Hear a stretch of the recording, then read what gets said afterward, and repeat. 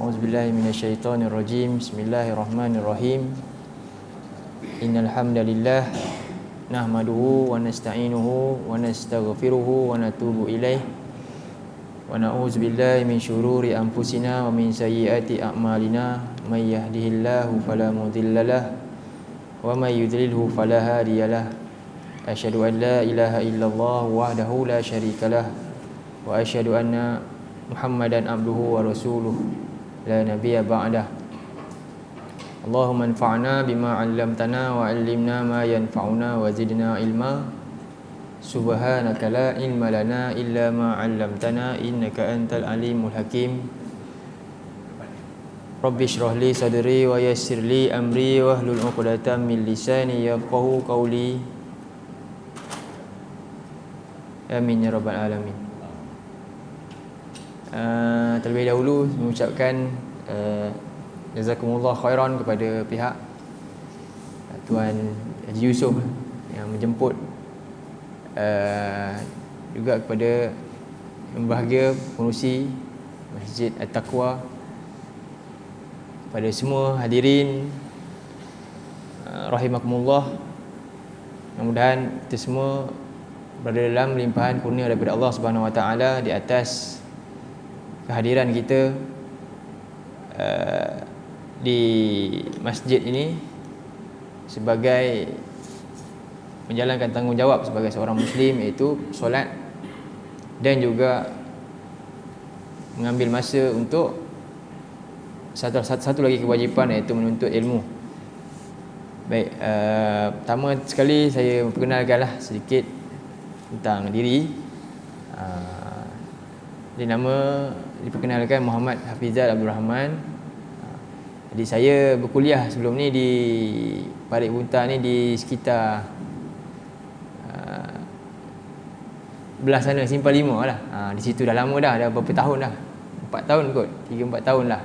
Antaranya di Surau Nurul Iman, di Surau Desa Mekar, Desa Indah, di Masjid Al-Ubudiyah di Taman Tenggara tu, juga di Masjid Simpang 5 pun, Masjid Ar-Ridwan juga, itu dahululah. Dan sehingga kini lah ada lagi masih berulang. Jadi daripada Kuala Kangsar saya hadir, dan saya sebagai sepenuh masa guru di sebuah madrasah di Ipoh, dinamakan Semak Quran, yang mana fokus pembelajaran dia adalah berkaitan dengan terjemahan ilmu-ilmu bahasa lah, ilmu Quran, terjemahan Quran, tadabbur dan tafsir lah. Itu yang difokuskan pada madrasah tersebut. Di Ipoh ada, Medu Perdana, di Kuala Kangsar, di Penang ada, Seberang Jaya, dan juga di Kuala Lumpur. Jadi kedatangan untuk ke kuliah di masjid ni, tajuknya biasanya diberikan tadabbur lah. Dia mungkin pertama kali ikut, hari ni mungkin kita nak cerita tentang tadabbur sikit lah. Jadi cara pembelajarannya beginilah, macam ada whiteboard. Biasanya tak ada ni, mohon maaf lah agak. Jadi semoga Allah balas usaha ini yang diadakan, angkat whiteboard ke sini kan. Itu semua adalah satu, semua yang akan dapat pembalasan daripada Allah di atas dasar apa yang Nabi sebut dalam hadisnya. Dalam sebuah hadis daripada Jami' At-Tirmizi, hadis ini sebagai satu motivasi kepada kita dalam usaha-usaha menuntut ilmu ni, terutamanya berkaitan dengan kitab Allah. Nabi SAW bersabda kepada sahabat ni, menggesa juga umat Islam, menyebutkan majtama'a qaumun, tidak berkumpul satu kaum, fi baiti min buyutillah, dalam satu rumah daripada rumah-rumah Allah, dalam satu rumah daripada rumah-rumah Allah. Buyutillah tu rujuk kepada jamak kepada bait. Jadi bila sesuatu yang dinisbahkan kepada Allah, dia satu benda yang amat mulia, besar. Contohnya, asalnya bait, rumah ni ada banyak rumah, tapi bila dinisbahkan Baitullah, maka ketika itu rumah ni berbeza daripada rumah-rumah yang biasa. Demikian juga unta, naqah, biasa unta ni, tapi bila Allah kata naqatallah, unta Nabi Soleh, unta tu unta yang luar biasa daripada unta-unta yang ada seluruh dunia ni. Demikian juga bila Allah sebutkan abdun, hamba. Tapi bila disebahkan hamba itu kepada Allah, abdullah, maka hamba itu hamba yang mulia. Begitu juga dengan kitab, buku, kitab. Tapi bila sebut kitabullah, maka dia diangkat berbeza darjat daripada kitab-kitab yang biasa. Jadi Nabi SAW bersabda, tidaklah berkumpul satu kaum dalam rumah, sebuah rumah daripada rumah-rumah yang dinisbahkan kepada Allah, Baitullah, dengan satu tujuan, iaitu apa? Yatluna kitab Allah. Mereka berkumpul di situ dengan tujuan yang besar, iaitu mereka tilawah kitab Allah. Dan yang kedua, wa yatadarrasunahu bainahum. Dan mereka tadarus pula, saling mempelajarinya sesama mereka. Inilah yang disebut dua perkara, tilawah dan tadarus Quran ni. Apa yang berlaku? Nabi sallallahu alaihi wasallam sabda, sambung hadis tu lagi, illa nazalat alaihimus sakinah, melainkan apabila kita buat benda ni akan turun ketenangan dalam jiwa, wa ghasyiyatuhumur rahmah, dan akan menyelimungi rahmat dari Allah, wa haffazhumul malaika, dan para malaikat mendampingi kita, dan wa dzakarahumullahu fi man indah, dan Allah Subhanahu wa taala menyebut nama-nama yang hadir ni, kita semua ni, pada para malaikat di sisinya. Ini semua nama yang sedang disebut. Mudah-mudahan kita termasuk orang yang dapat 4 kelebihan yang Nabi sebut dalam hadis tu. Baik. Jadi pada malam ini fokus kita adalah tadabbur Al-Quran. Jadi perkataan tadabbur ini dari bahasa Melayu kita selalu sebut, mungkin sekarang ni dah ramai tahu. Dalam TV ada kan tadabbur. Hari ini kita nak tengok tadabbur, dari mana muncul perkataan tadabbur. Tuan-tuan ada Quran? Kalau ada Quran, kalau boleh kita tengok Quran. Kita nak buka boleh? Kita akan buka sama-sama kitab Allah yang suci ini, yang saya pun ada, semua ada sama-sama. Ini kehambaan kita kan, semua tanda dekatnya hamba dengan Tuhannya adalah menerusi firman dia. Sebab itu Rasul adalah manusia yang paling hampir dengan Tuhan dia. Kenapa?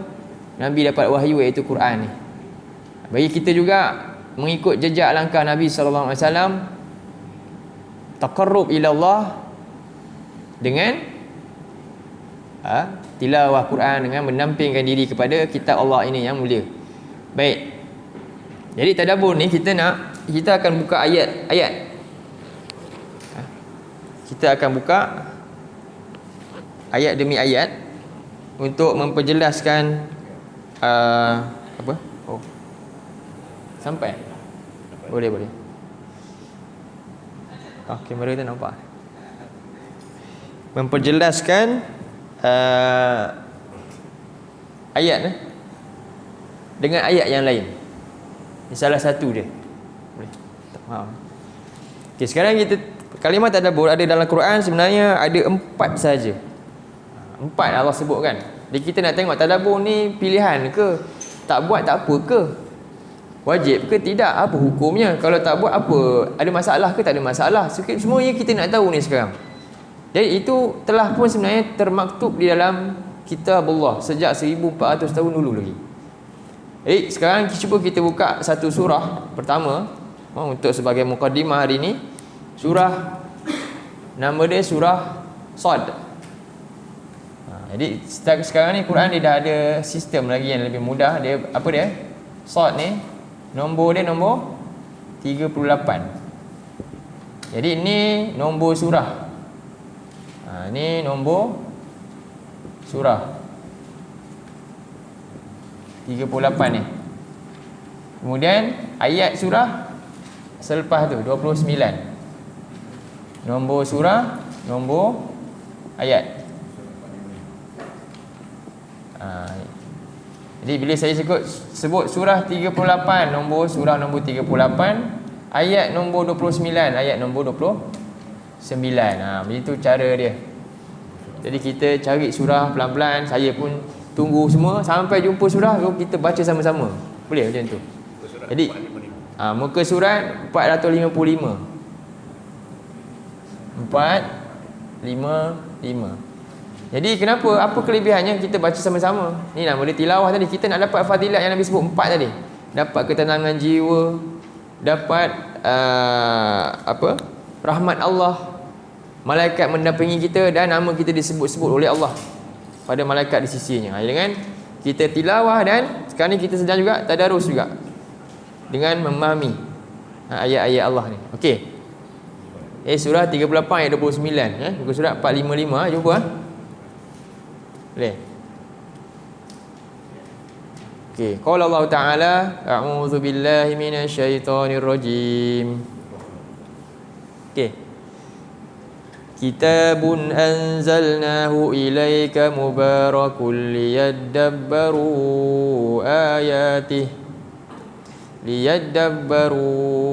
ayatihi wa liyatadhakkara ulul albab. Jumpa ayat yang saya baca Boleh nak baca sekali boleh? Jangan malu-malu, tak apa, kita tilawah boleh Kita baca balik. A'udzu billahi minasyaitonir rajim.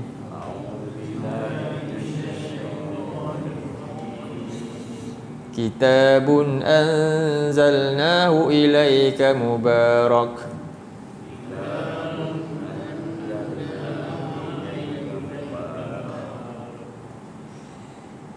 Mubarakun liyadabbaru ayatihi wa liyatadhakkara ulul albab.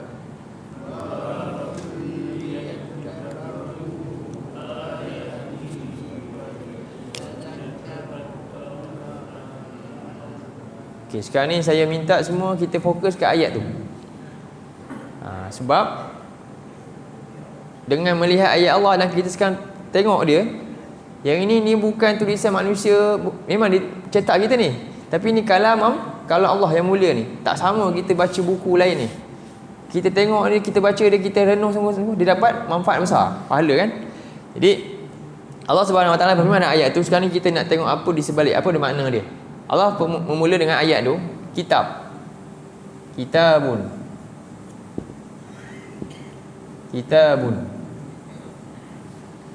Jadi kalau kita belajar tajwid, kitabun ni hukum ba ni ba apa? Kitabun izhar lah kan. Lepas tu ada hamzah, jelas kitabun. Apa makna kitab di sini? Disebut Quran. Ini sebuah kitab, iaitu Quran. Cumanya perkataan ini dia tak ada kat sini dia sebenarnya dalam seri makna dia ada hadza ataupun zalika kitabun. Inilah sebuah kitab yang mana Allah sebut anzalnahu.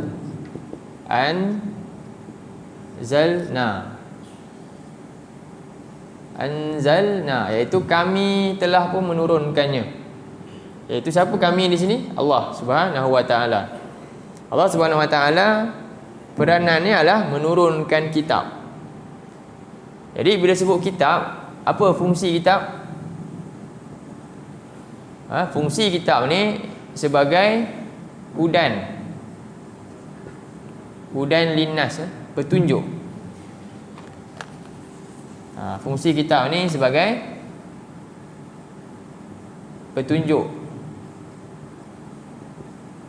untuk semua manusia. Nanti kita akan masuk ayat dia. Saya tak nak pergi dulu, kita fokus pada makna ni dulu. Jadi ini adalah sebuah kitab yang mana dalam bentuk, disebut kitab ni himpunan daripada tulisan yang ada. Himpunan tulisan, lalu ditulis oleh qalam yang tersimpan di Lauh Mahfuz, diturunkan kepada hamba-hambanya pada satu malam. Disebut anzalna, maknanya apa? Turun sekaligus pada satu malam. Sekarang ni kita nak tahu sejarah Quran. Bila turunnya Quran? Jadi ini maksud dia bila sebut anzalna, maknanya turun satu malam tu sekaligus. 30 juzuk ni ada dah. Itu maksud dia. Beza dengan nanti ada ayat disebutkan dengan nazzalna. Nazzalna. Ini yang sebut turun beransur-ansur 23 tahun tu. Ini turun beransur-ansur 23 tahun tu. Tapi bila sebut anzalna ni sifat dia turun sekaligus. 30 juzuk dah ada dah. Cuma belum sampai pada Rasul secara beransur-ansur sesuai dengan keadaan nanti. Begitu keadaan dia Quran ni. Ada dua penggunaan turun ni.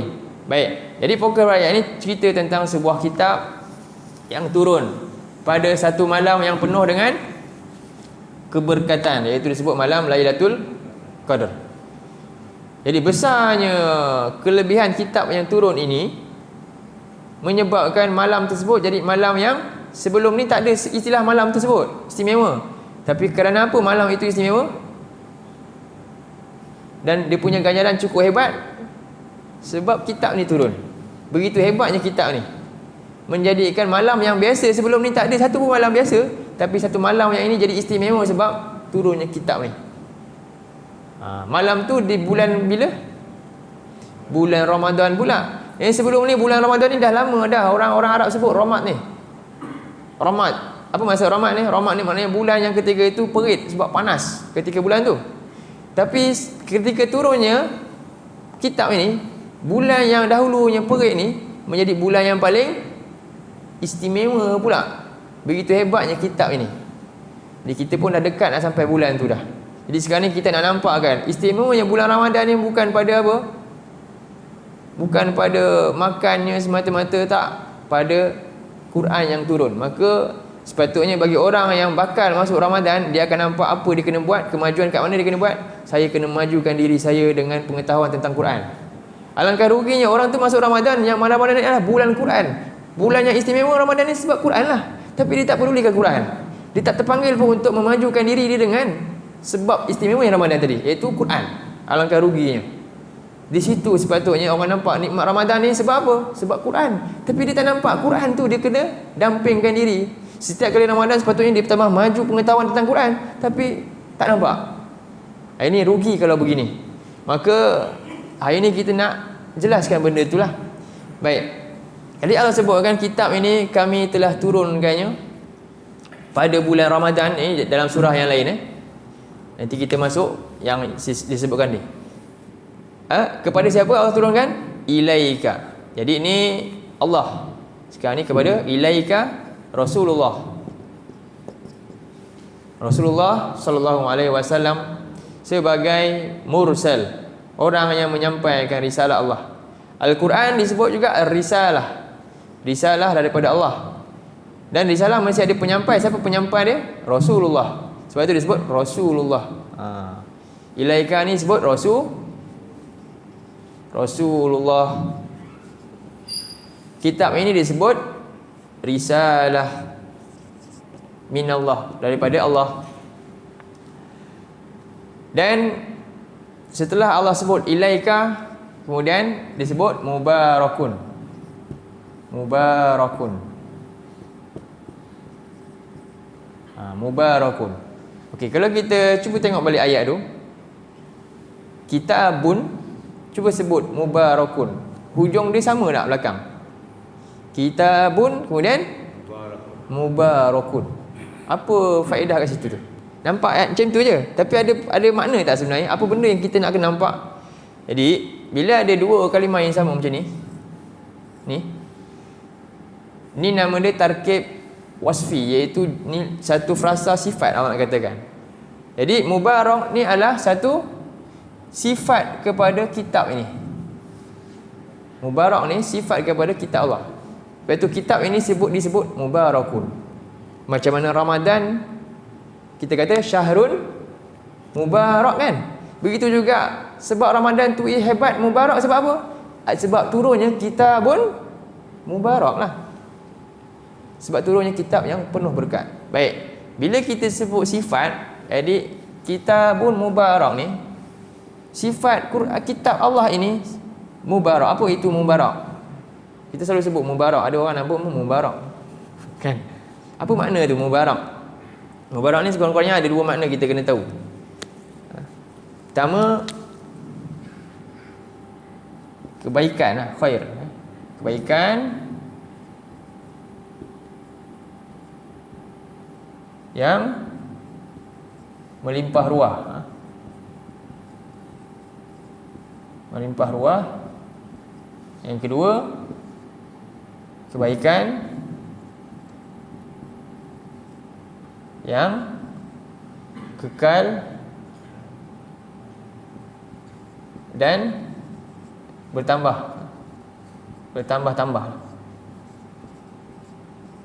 Inilah maksud mubarak. Kebaikan yang melimpah ruah, kekal dan bertambah-tambah. Bila kita sebut mubarak. Baik, jadi sifat Quran, sentiasa siapa yang mendapat ini akan dapat kebaikan yang melimpah ruah dan bertambah-tambah dan kekal. Sifatnya tak sama macam makanan, kan? Kalau makan ni akhirnya jadi apa? Najis je, kan? Quran nak berbeza dengan kita baca ni, dia ada pahala yang Nabi jamin. Dapat berapa? Satu huruf 10 pahala, kan? Baca satu huruf 10 pahala. Berbanding dengan baca WhatsApp tu, tak ada pahala. Tapi manusia lagi lama kat mana? 3 jam kat situ dia tak rasa. Tapi dengan Quran setengah jam pun dia rasa macam dah perit dah. Sedangkan dia tak sedar pahala yang melimpah ruah ni mubarak. Bila sebut sifat, maknanya sesuatu yang sentiasa melekat dengan perkara tersebut, tak boleh pisah. Dan Quran sentiasa berkat daripada sejak zaman Nabi turun sampai hari ni. Tak pula hari ni Quran berubah, kita kena tinggalkan sebab dah tak ada dah kebaikan dia, tak sesuai. Boleh tak? Tak boleh. Boleh jadi kafir macam tu. Jadi Quran ni juga berkat dia mana apa? Tak terikat, sentiasa pada bila-bila masa ambillah ia, pasti datangkan kebaikan. Itu maksud dia. Tapi hari ni sifat Quran ni terjadi tak? Bila kita akan rasa Quran ni mubarak, bawa kebaikan kat kita?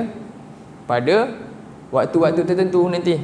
Nanti anak dia nak kahwin nanti, jom jemput orang, jom baca Quran. Patut tak macam tu?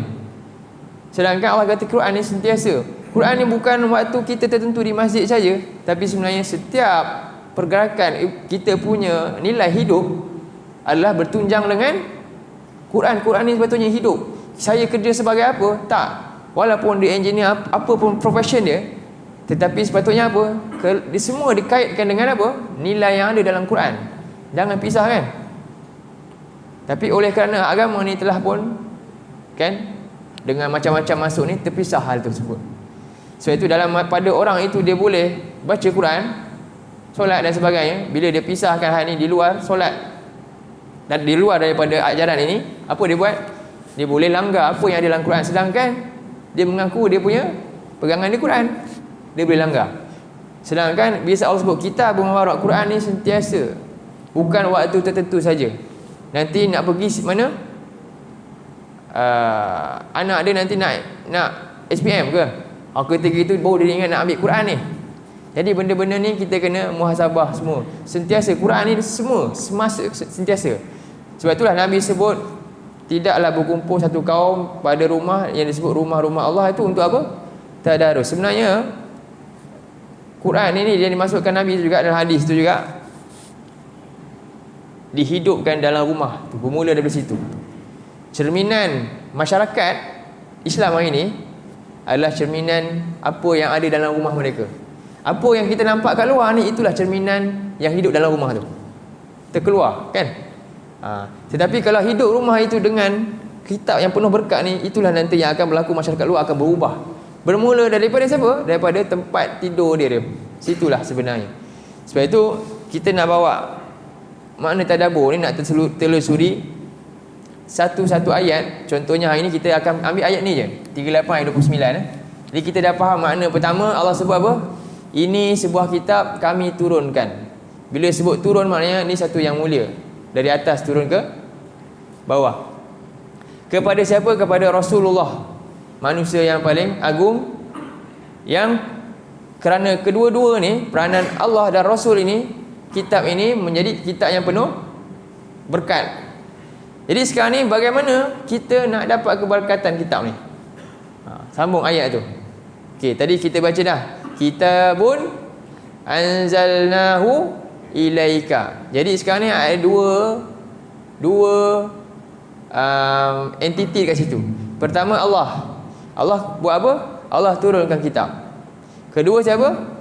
Rasulullah dah selesai sampaikan kitab kat kita.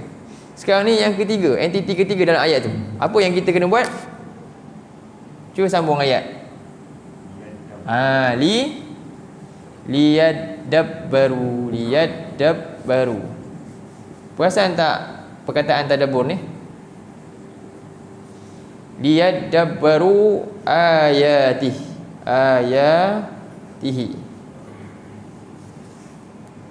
Baik. Ini siapa? Allah. Nah ni Allah. Ka ni Rasulullah. Mereka ini, waw ni mereka siapa? Iaitu umat Nabi SAW. Jadi li ni makna dia apa? Supaya kitab ini yang penuh dengan keberkatan ini kami telah turunkan kepada Rasul yang kami pilih, Muhammad, yang amanah, yang telah menyampaikan kepada kamu semua, kepada mereka ini, iaitu umat manusia. Supaya apa? Mereka, siapa mereka? Kita lah. Ni orang ketiga. Pertama, kedua, ketiga. Ganti diri pertama, kedua, ketiga. Peranan Allah turunkan Quran, Rasulullah sampaikan Quran. Sekarang ni tinggal peranan kita je. Apa kita buat? Apa Allah kata? Supaya mereka mentadabbur ayat-ayatnya. Nampak tak arahan dekat sini? Kalau kita kaji, ya Allah, saya rupanya peranan saya sebagai umat Muhammad yang dapat kitab daripada Allah ni, yang penuh dengan kebaikan, saya kena buat apa? Saya kena tadabbur ayat-ayat Allah. Ini perintah Allah ni. Kat sini barulah kita bangkit. Apa hukum ni pula ni? Bila Allah kata macam ni, li ni apa maksudnya? Al-ghayah ataupun lam disebut at-ta'lil. Lam ta'lil. Lam makna dia apa? Supaya, tujuan, bermaksud, maksud-maksudnya. Itu ghayahnya. Jadi Allah ni ada iradah, Allah berkehendak untuk kita buat ni. Bukan makna Allah perlukan, tidak. Untuk kita, kebaikan kita. Jadi apa kita kena buat? Mereka tadabbur ayat-ayat siapa ni? Hi ni balik pada Allah ni yang menurunkan kitab ini. Apa tujuan Allah suruh kita tadabbur? Ni tugas pertama kita, tadabbur. Jadi tujuan tadabbur tazakkaru ulul albab.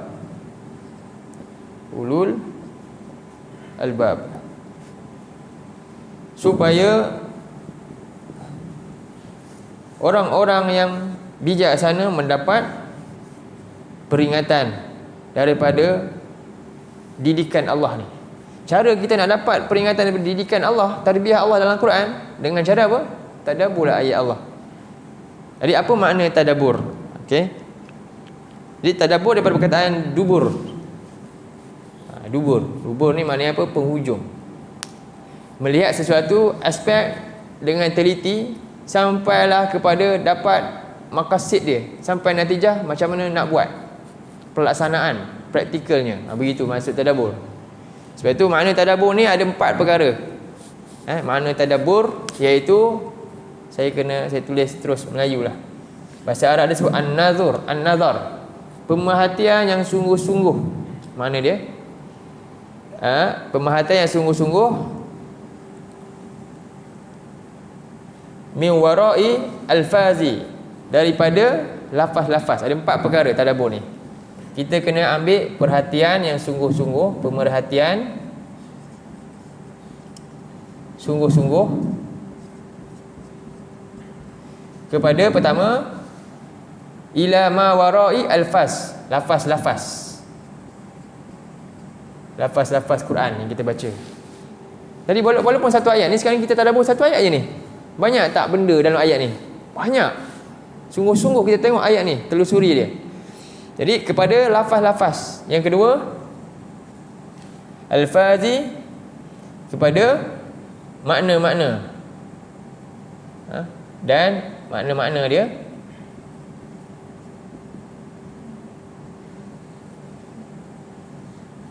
Yang ketiga, ibrah dia.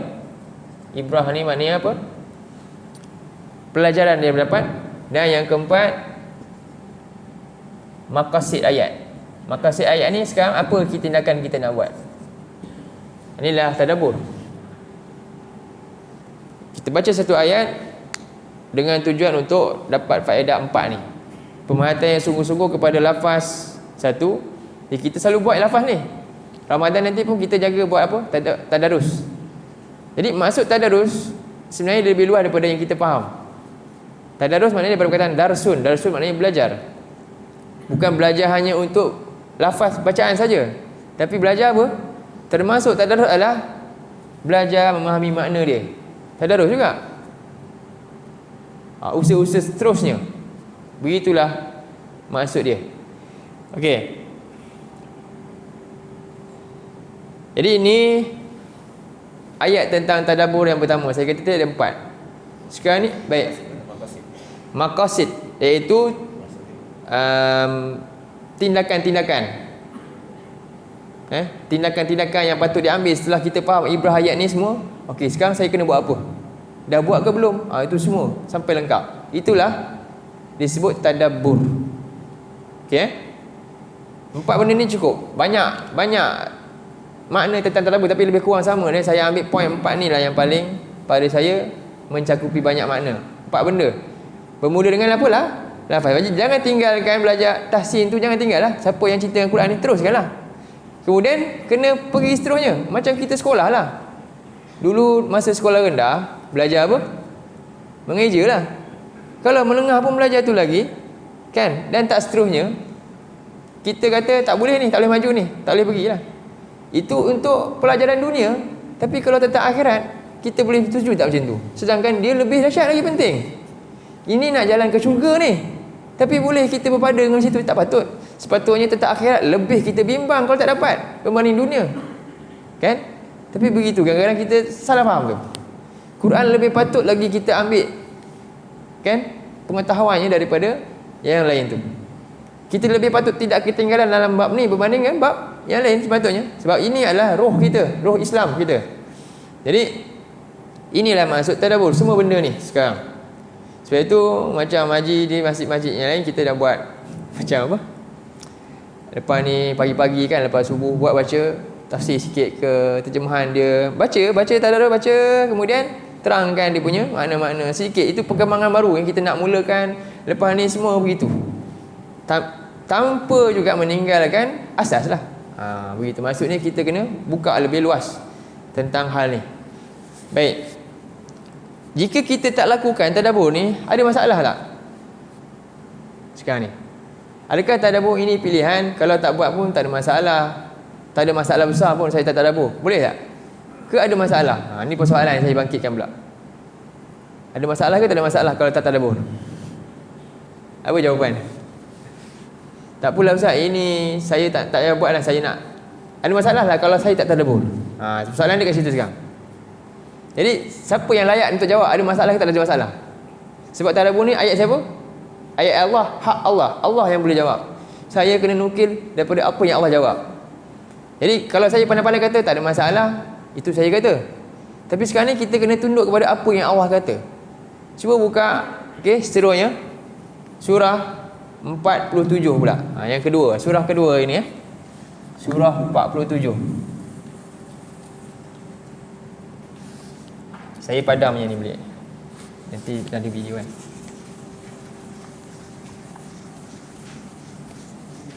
Ayat yang ke-24.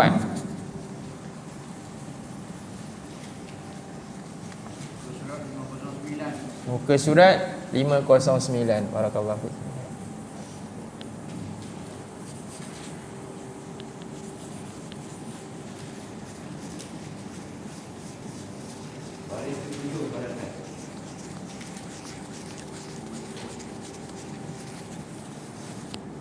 Okey, ini ayat yang kedua 47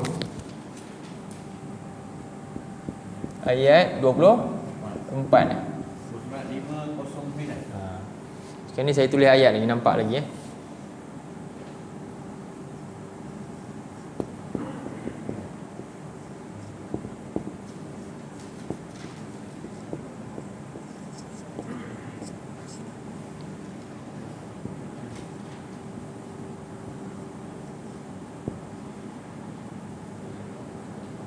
Ala apa dia kata?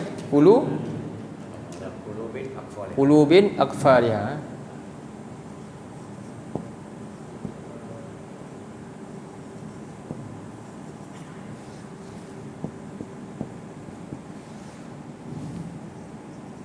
Kita baca ayat ni sama-sama. A'udzubillahi minasyaitonirrajim.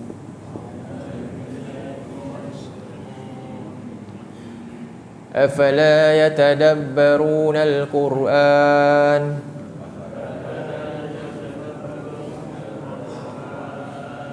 am ala qulubin aqfaluha.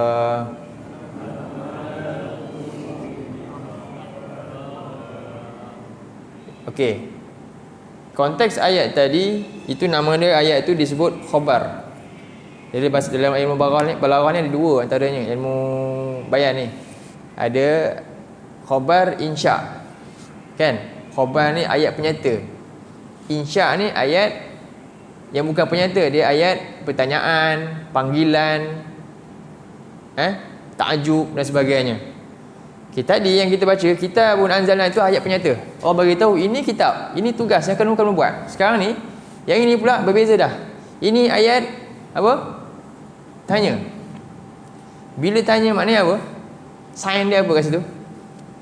Petanda yang berlaku sesuatu yang mungkin pelanggaran.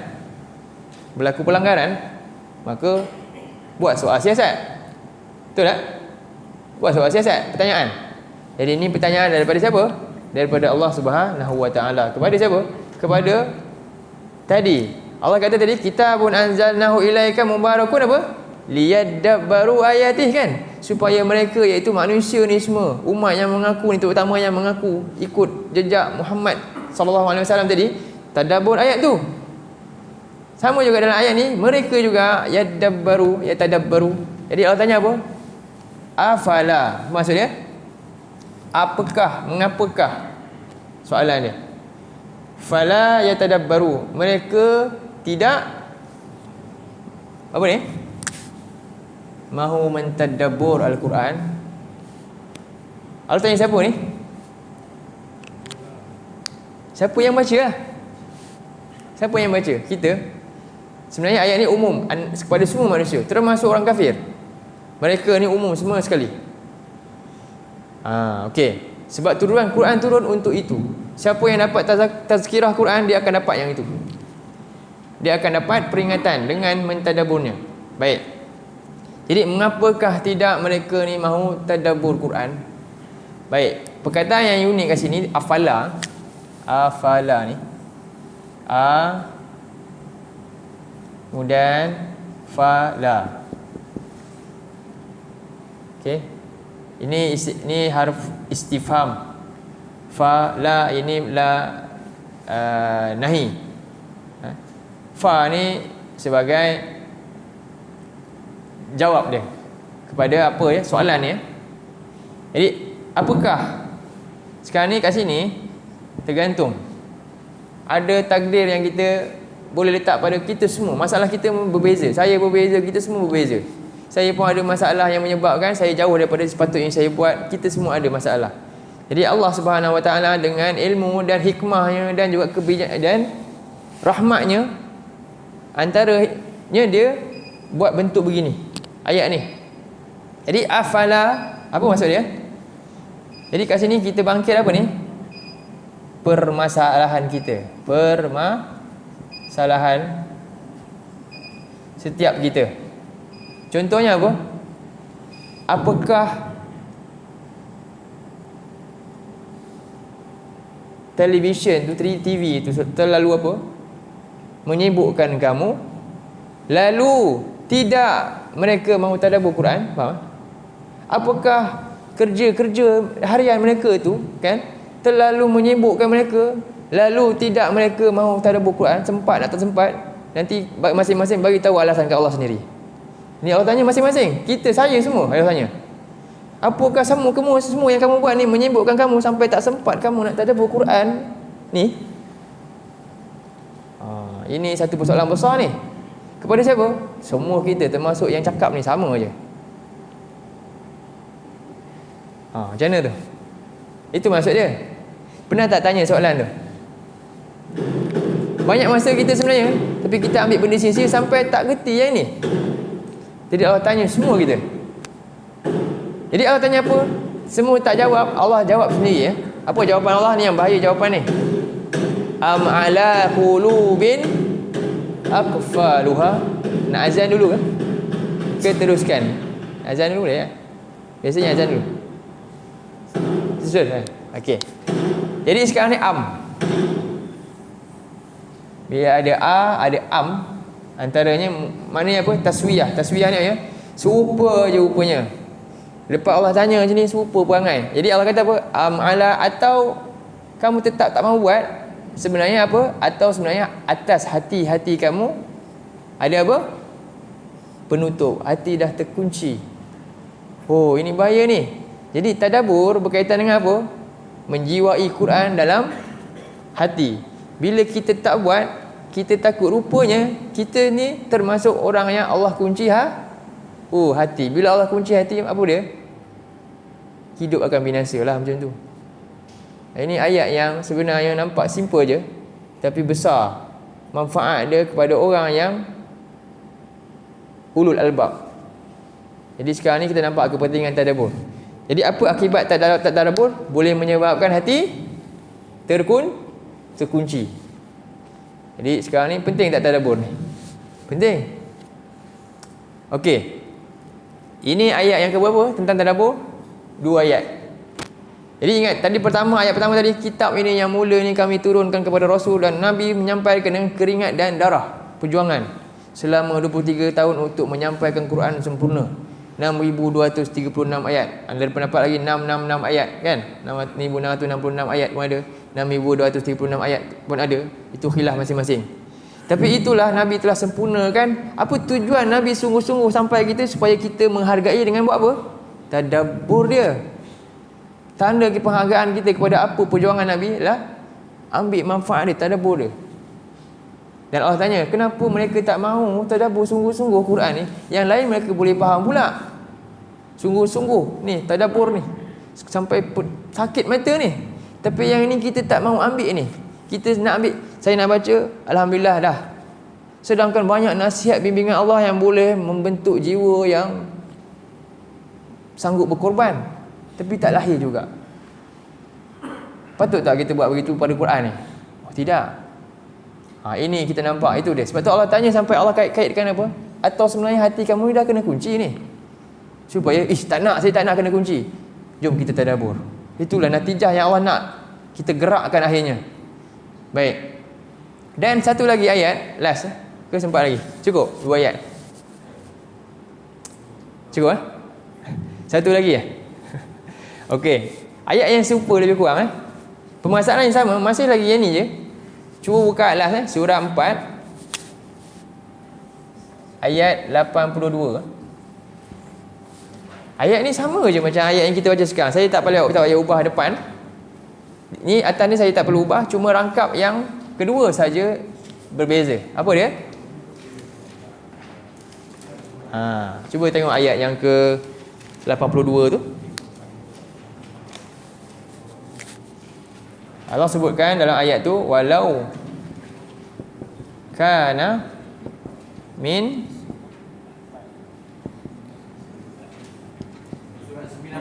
indi ghairillah.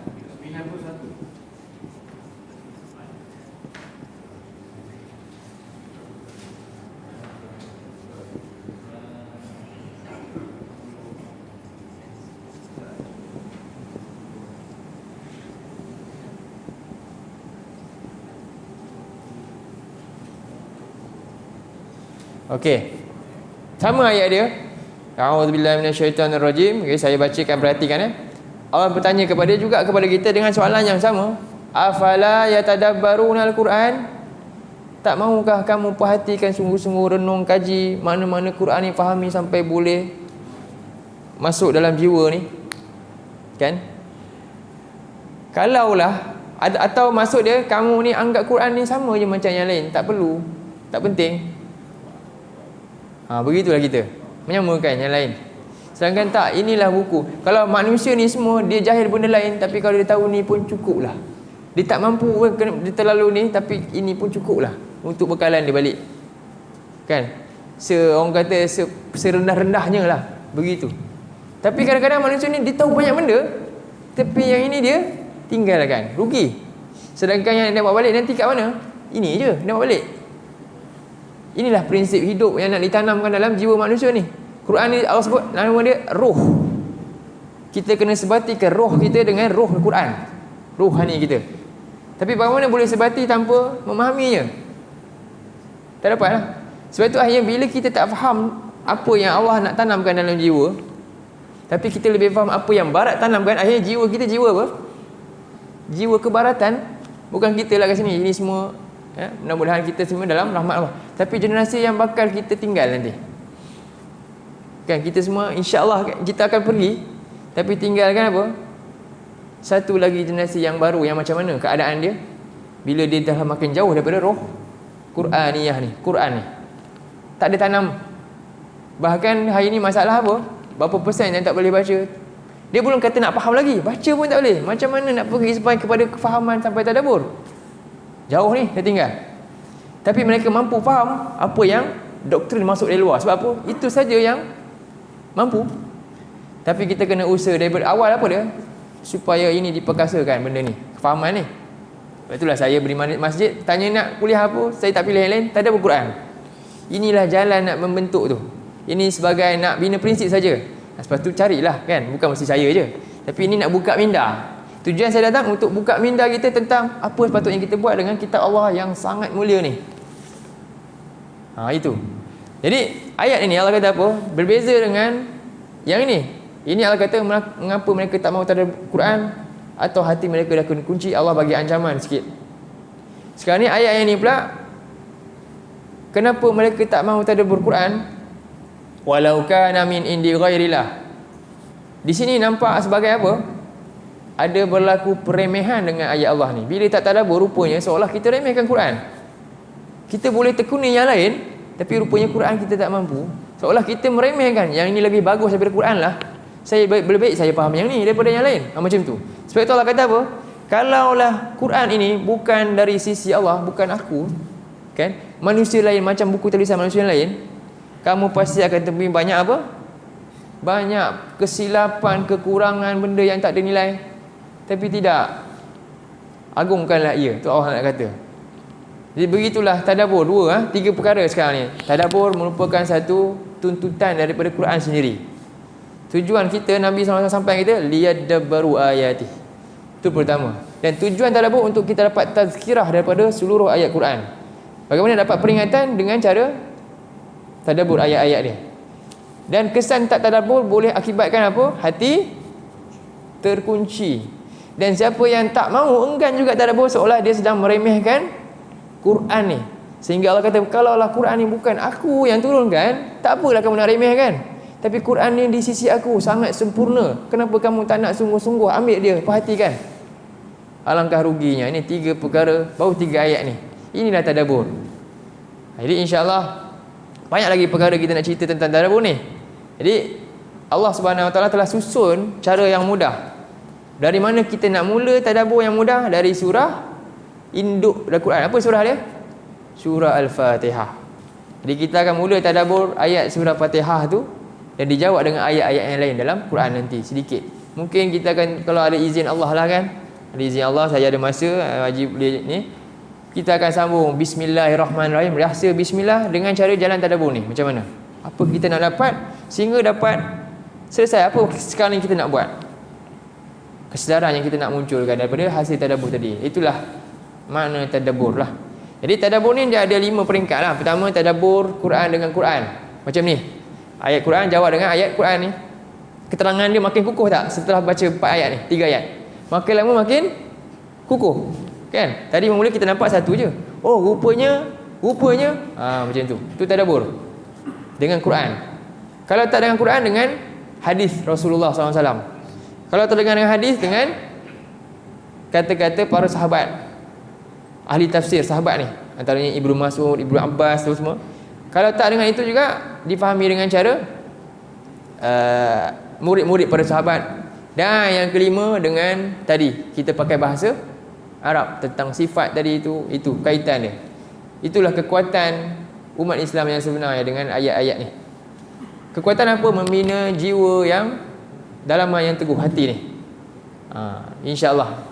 Boleh Ada soalan tak? Ada soalan? Susah ke senang? Ni mungkin benda baru, mencabar lah nak kena buka Quran pula Ustaz. Tapi percayalah, apa yang kita buat ni pasti apa? Besar pahala, jangan bimbang lah.